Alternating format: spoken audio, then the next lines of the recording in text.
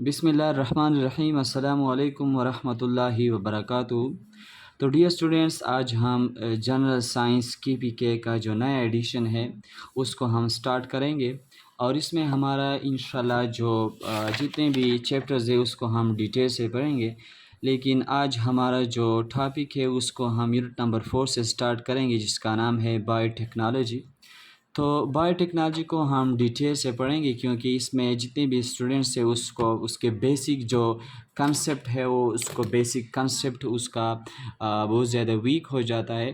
तो इंशाल्लाह आज हम उसको फोकस करेंगे और इंशाल्लाह डिटेल से पढ़ेंगे कि बायोटेक्नोलॉजी क्या होता है। तो आज हम पढ़ेंगे कि व्हाट इज़ बायोटेक्नोलॉजी।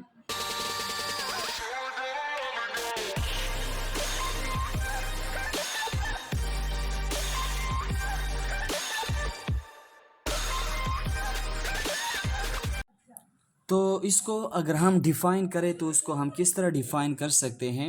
इसमें है कि biotechnology is a field of science. Biotechnology science की एक ऐसी मैदान है दैट यूजेस लिविंग ऑर्गेनिज्म, जिसमें हम जिंदा चीज़ों का इस्तेमाल करके टू मेक यूज़फुल प्रोडक्ट्स, और उसमें हम किसी यूज़फुल फ़ायदेमंद चीज़ को उससे हासिल करके आज सॉल्व और प्रॉब्लम्स, या अगर हम उससे अपने मसाइल को हल करें तो उस फील्ड या उस टेक्नोलॉजी को हम बायोटेक्नोलॉजी कहते हैं।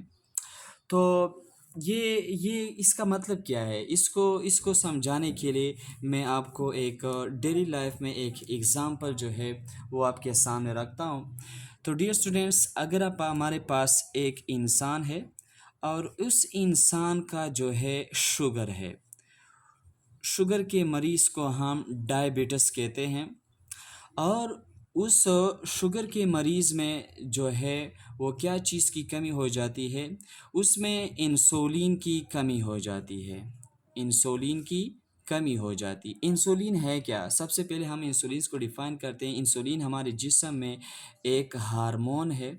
हार्मोन क्या होता है? हार्मोन हमारे पास एक मैसेंजर होता है जो कि हमारे पास हमारे जिस्म के मुख्तलिफ़ किस्म की चीज़ों को कंट्रोल करते हैं।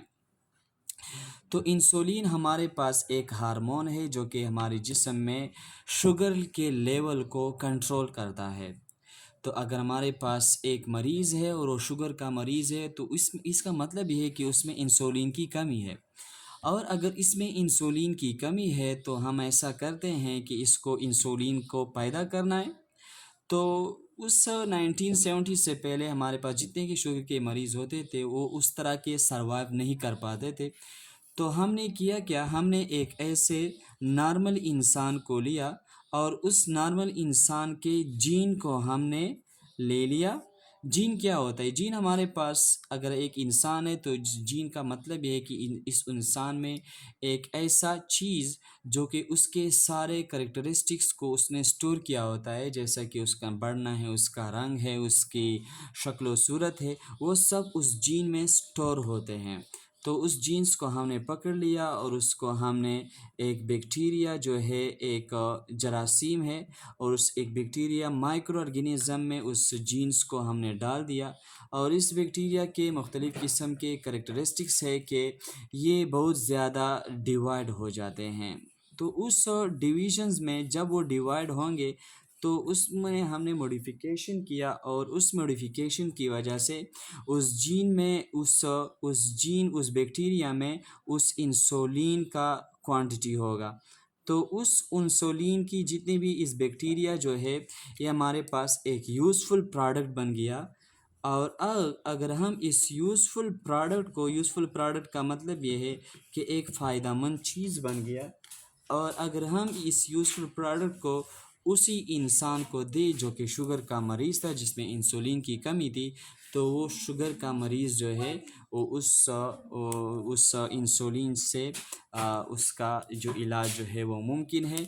तो ये हमारे पास जो है इस बायोटेक्नोलॉजी की फील्ड के ज़िम्रे में आते हैं। तो उम्मीद करता हूँ कि आपको ये समझ आए।